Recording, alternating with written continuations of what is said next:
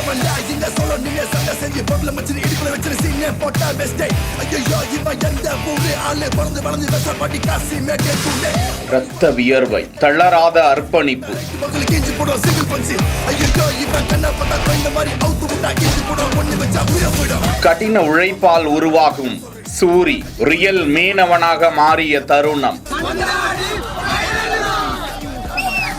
ஆழ்கடலுக்குள்ள அசாத்தியமான குளிருக்கு அந்த உடம்பு தாங்கணும். படகின் விளிம்பு பகுதியில் ஒரு உடற்பயிற்சி, நடுங்க வைக்கும் கடின உழைப்பு.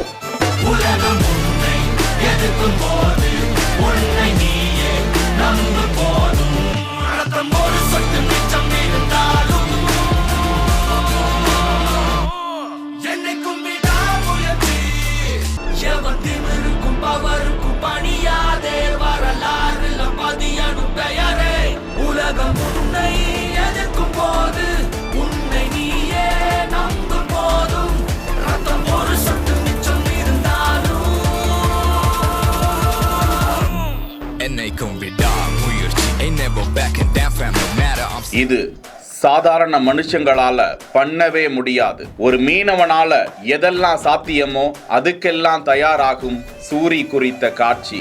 கலை என்கிற கனவை சுமந்துக்கிட்டு ஒரு சாமானியனா தடம் பதித்தவர் சூரி.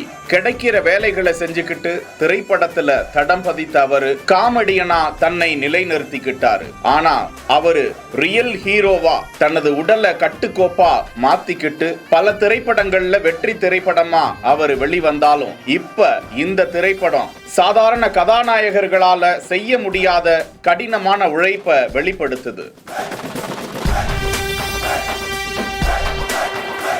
படகோட விளிம்பு பகுதியில் அந்த கட்டையை பிடிச்சுக்கிட்டு இது போல தண்டால் எடுக்க முடியுமா?